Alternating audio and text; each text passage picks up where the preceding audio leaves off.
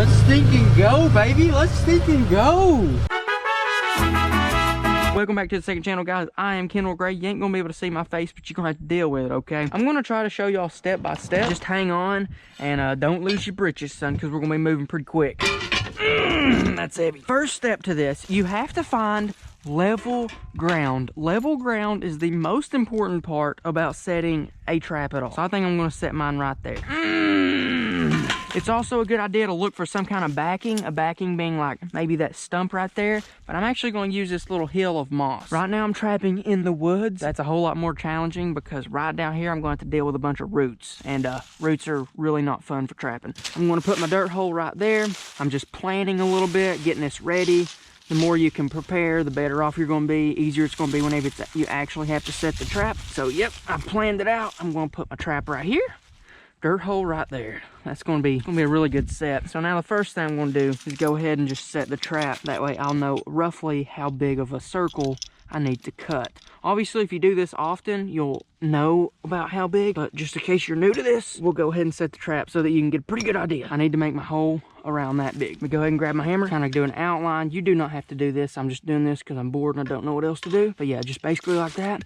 I want to make this hole kind of like a cone to where it's big and then it kind of goes down to this. Now you may be thinking, Kendall dude, why does it need to be a cone if the trap is pretty much flat? The reason that you want some space under the trap is put your chain. You don't want your chain to be pushing up against the bottom of your trap. So if you can kind of make a dome, a cone, and then your trap just set on the top of the cone and then have some air under there, I think that's the best way to go. Obviously, it's different strokes for different folks and you do whatever works for you, but this is what works for me. So that's how it's gonna be. I'll dig it out a little bit more. This is the worst part. I gotta hammer this in. It's gonna be loud. It's gonna be obnoxious. Sorry, neighbors.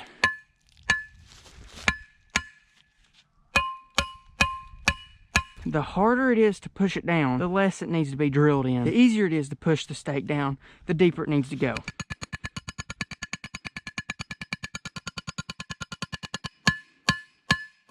That appears to be pretty solid, so I'm just gonna pull out my thing. What you can do is you can kind of whittle this out like that, and it'll open up another little hole for you can drop your chain. So now that we've got that down in there, we can move this dirt out of the way, that dirt out of the way. Our chain is gonna set right down there in the spot. Voila! It fits pretty much perfectly. There's a rock somewhere, I can hear it scraping. It's right there. Come in there. Set that trap bedded in as solid as you can. I'm gonna get one of these. This is an underall. It's a thing that I put under my pan, my trap pan, so that dirt cannot get under there or a rock can't get under there to stop the pan from closing. Now I'm just gonna get the dirt back in this thing, just like that. I will shake some over the first layer. And then what I'm gonna do with this first little layer of dirt is kind of knock it off the trap pan, knock it around, kind of flatten out the area. I'm gonna come over, find my pan, put my hands around the pan, and then use that layer of dirt to just help pack in the trap that much more. And now that is really gonna help it. Looks like we're doing pretty good here. We're not really gonna need a lot more dirt. The biggest thing with trapping isn't to make them step there and only there, but it's to make them stay here long enough to where they do step on it eventually. So yeah, now that we're done with that, we're gonna go in for the hole, the dirt hole. I wanna put mine right there. So I'll just push my tool down in there, twist it up. And this is the problem with trapping in a mountain. There's a root right there. So my dirt hole has to go under the root. Roots just make everything harder. That's pretty deep. That's probably deep enough. The deeper the better though. So you don't want it so shallow to where he can just come up and take the bait.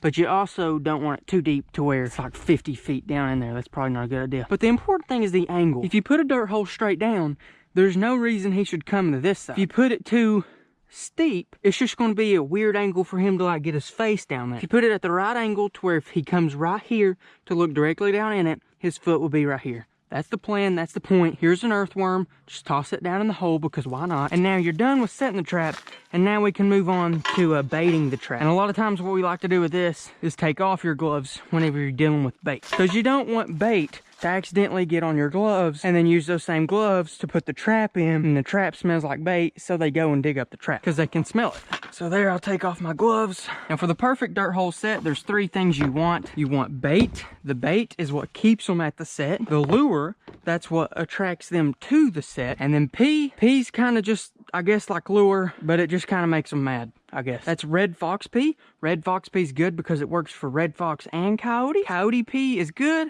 but coyote pea is going to scare off red fox. So red fox probably won't come to it as much. What a lot of people like to do is get sheep's wool, ball it up and put it in there. It's like a visual attractant. But what I like to do, sometimes I don't even do this, but it's always a good thing to do. Think what a mouse would do. He'd come grab little sticks like this and like that, and maybe like this, and then he'd just wad it together and make something like that, a little mouse nest. I'm just going to take me a little bit of bait. I'm going to go ahead and dunk it in the hole.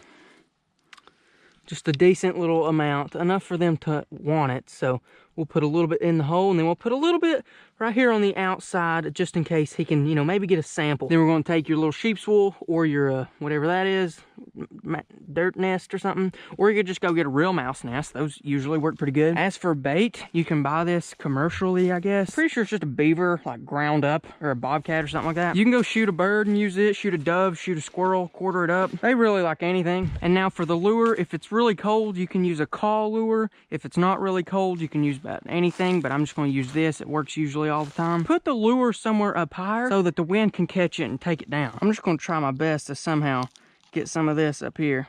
You don't have to use a lot of this. It usually goes a long way. Then you're done with lure. And now for the fox pea, I've seen people get it in a spray bottle and spray it all over. But, I mean, I don't think it matters that much. Just do it like a fox would. You just come over and psst, psst. That's probably enough. Fox aren't really big animals. They don't pee a gallon at a time. And boom, that set's literally done. We're ready to leave and come back tomorrow, and there should be a fire sitting there doing donuts. But yeah, guys, that's pretty much it. We done, boys. Let's stink and go, baby. Let's stink and go. It took a little bit longer than I wanted. I mean, it actually took this guy. Let's see, how long did it take this guy? I set these traps probably about, well, it took about 5 days to get this guy. It's a little bit longer than I really expected. I thought I was going to catch him around 3, because it's supposed to be all over this area. But yeah, right here, really nice coyote, which that's exactly what we was after. I had decided if I caught a red fox up here, it's probably just going to let it go, because red fox are having a hard enough time. And I'm not exactly wanting them to skin. The main reason I want this guy is to, like, well, slow down on him killing everything else. It's February. Wait, no, it's not. I don't know what day it is. Maybe it's February. No, it's January. It's not going to be too long before the coyotes actually start breeding. And if I can take out one coyote now, that'll stop like 6 from being bred and possibly a ton of fawns in the future. And literally, like right over the hill, I spotted 2 deer just bedding down. But yeah, we got this nice coyote. He looks pretty good, and he's got a really cool part on him. You can see his tail. He'll quit moving for a minute. He's just kind of scared. If you look at his tail, it's bare. The back of his neck, some of his fur is also gone. What that is whenever they're going into their dens, wherever their den is, whether it's in a log or in a cave, scratches some of the fur off. So I'm gonna go ahead and take care of this guy. As for the dispatch weapon, guys, usually you want to use a 22, but in this case I'm using a 17. Very similar. This one's got a little bit more power, but it's really not gonna make that much of a difference. They're very similar weapons, especially for just dispatching them. The place I like to dispatch them, right in the lungs. It kills them perfectly fine. If you go for the head, it kills them super fast, but at the same time, super messy.